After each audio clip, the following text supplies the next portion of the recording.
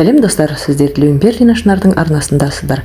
Арнамда әртүрлі бағытта түсірімдер болғандықтан лайк басып, тіркеліп, қоңыраушаны басуға ұмытпаңыздар. Бүгінгі видеода дәл осы құрақ түрін құрайтын боламыз. Ол үшін бізге бір ғана деталь керек. Ол детальді мына жоғарыдағы ссылка бойынша өтіп, әдемілеп сызып дайындап алыңыздар. Ендеше матамызды дайындайық. 3 түсті мата керек болады. Қанақ түсті, ашық түсті, сол 2 түстің ортасындағы мата. Бірінші матамыз бізде мына бирюзовый цвет деп айтамыз. Сол матаны әдемілеп стол бетіне жазамыз да, жаңағы дайындап алған деталімізді қойып, сызып аламыз. Бірінші ұзын күйінде сызып, жалпақтығымен сызып қиып аламыз. Видеода көріп отырғандарыңыздай, мінекей қиып алдық. Енді осы жасап алған деталімізді осы лента бойына қойып, жолақ бойына осылай, мына видеода көріп отырғандарыңыздар, астыға бір, үстіге бір қойып, қалдықсыз қиюға тырысамыз. Жалпы достар, мен құрақты қалдықсыз құруға тырысамын. Сіздерге де мастер-класста өзімнің жинаған тәжірибелеріммен көбірек бөліскім келеді. Сондықтан сіздер маған шабыт беру үшін лайк басып, комментарий жазып, жылы лебіздеріңізді айтып, кемшіліктерім болса айта отырсаңыздар, өте керемет шабыт беретін едіңіздер. Жақсының жақсылығын айт, нұр тассын дейді ғой. Содан кейін айтып жатырмын.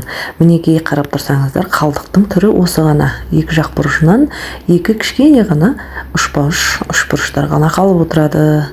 Жалпы өзіңізге керекті көлемдегі құрайтын затыңыздың көлемі жастық па, көрпе ма, соның көлеміне байланысты осындай жолақтарды көбірек қиып, детальдарды қиып дайындап алсаңыздар, өздеріңізге өте ыңғайлы болады. Мысалы, менің тіккен жастығымның көлемі 50-70. Осы 3 түсті матадан әр қайсынан 5 метр жолақтан деталь кетті.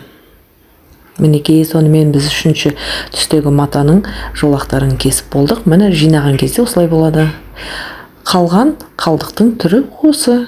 Бүгінгі әдемі құрағымызды құрау үшін алдымен жаңағы дайындап алған детальдарымызды осы 2 бағытта бір-біріне қосып үшбұрыштар жасап алатын боламыз. Ол міне бірінші көк, бирюзовый ашық түсті деталімізді осы бағытта қоямыз. Екінші түсі міне бірін-біріне ұқсамайды, көрдіңіздер ме? Дәл осы бағытта 2 түрлі қылдырып, осы детальдарымызды әдемілеп қосып шығамыз. Ол үшін бірінші мына бағыттағы детальдарды қосамыз.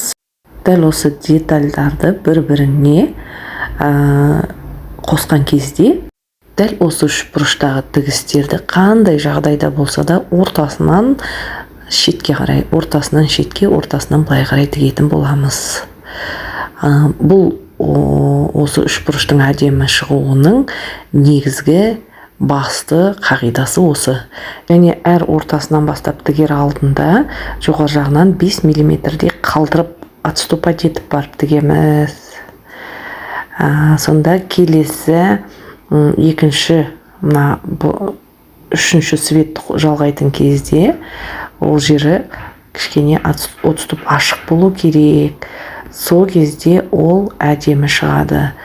Тігіліп кеткен күннің өзінде 1-2 жаңағы тігіліп кеткен, міне көрдіңіздер ме, мына бұрышын мен қалдырып тіктім. Осы бұрышты әдемілеп ашып отырып, екінші түсін, бірінші түсті қостық. Енді екінші түс көк пен бирюзовыйды қосқан кезде де кішкене 5 мм-ге отступ болу керек.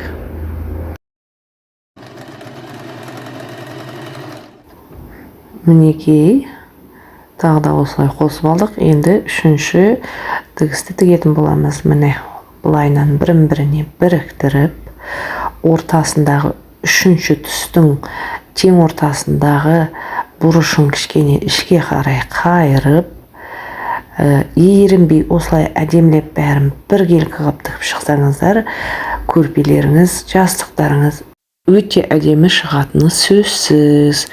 Жалпы 3D құрақтары достар өте дәлдікті қажет етеді.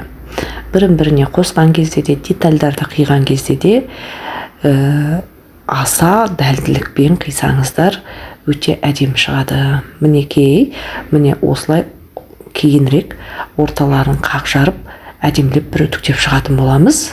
Міне, сонда ортасы ашық болса, жаңағы тіккен кезде, жаңағы жеткізбей тіктік қой, соның бар. Сол кезде ортасы томпиып тұрмайды. Ендеше кеттік, дәл осы бағытта қалған детальдарымыздың бәрін қосып шығатын боламыз.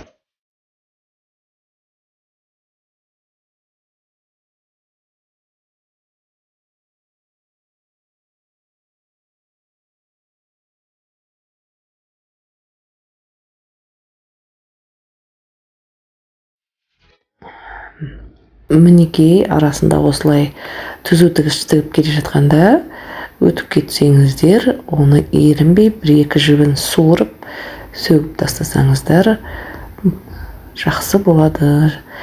3-ші тігісті қосып тіккенде орталары томпиып қалмайтын болады.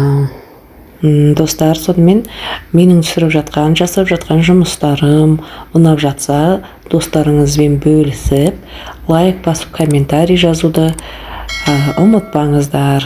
Сонымен қатар жылы лебіздеріңізді білдіріп, комментарийда бөлісе отырыңыздар. Мінекей, сонымен бірінші үлгідегі үшбұрыштарымызды әдемілеп бір-біріне қосып болдық. Енді үтіктейтін боламыз.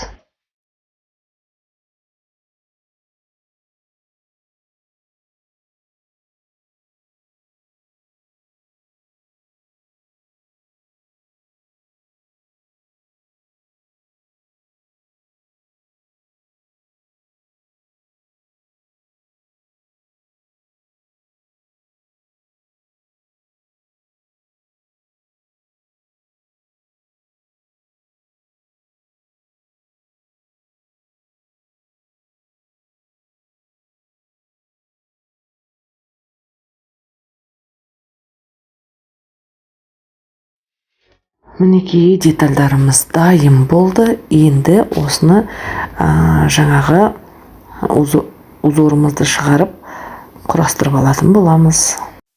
Ал кеттік, ендеше ең бірінші мына көк түсті бірін-біріне келістіріп қоямыз. Кейін оның астына түстерді мына жерде қазір. Мінекей, ендігі түсті мына ақшыл түсті төмен түсіп тұратындай қоямыз. Мінекей, кейін мына бирюзовый түс осылай түсетін болу керек. Бирюзовыйға былай қоямыз. Қазір осылай әдемілеп стол бетіне осылай жинап аламыз да, бір-біріне қосқан кезде суретіміз әдемі шығатын болады. Мінекей, шығып келе жатыр ендігісі, қараңыздар. Ақпен келтіреміз. Төмен түсетінде мына жерде бирюзовый свет сияқты түсіп тұрады. Мына жерде де солай, мынау ақшыл түсіп. Мінекей, дәл осылай өзімізге қажетті көлемде жинаймыз. Көлеміне жетпей қалған жағдайда бір жақ шетіне қосу арқылы үлкейтеміз. Өзімізге керекті көлемнен тігісін есептеп артығырақ жинайтын боламыз. Негізгі түзу сызықтарды қалдыра отырып, қазір міне оң жақтағы үшбұрыштарды өзара қосып шығамыз. Видеода қарап отырыңыздар. Содан кейін ортасындағы түзу тігістерді соңында қосатын боламыз. Міне бірінші үшбұрышымызды қосып аламыз. Видеода көріп отырғандарыңыздай, өздеріңізге қалай ыңғайлы үшбұрыштың арасындағы қосылған тігістерді де бірін-біріне бетпе-бет қоюға тырысыңыздар.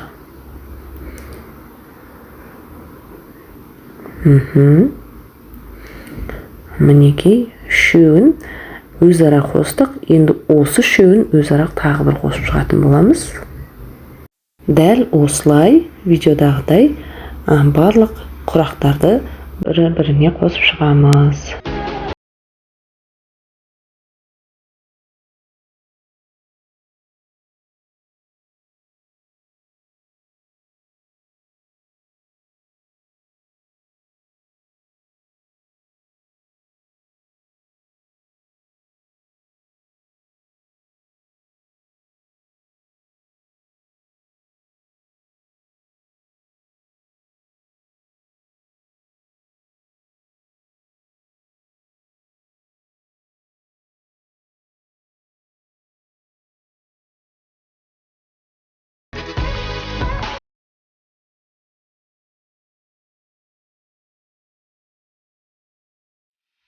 Мына дайындап алған 2-3 бұрышымызды өзара қосқан кезде арасындағы тігістер бір-біріне дәлме-дәл келу үшін инемен түйреп аламыз. Мінекей, ортасындағы тігістер бір-біріне дәлме-дәл түссе, жаңағы узорларымыз әдемі көрінетін болады. Мінекей, осылай инемен қадап алып, бірін-біріне қосып шығамыз дәп-дәл.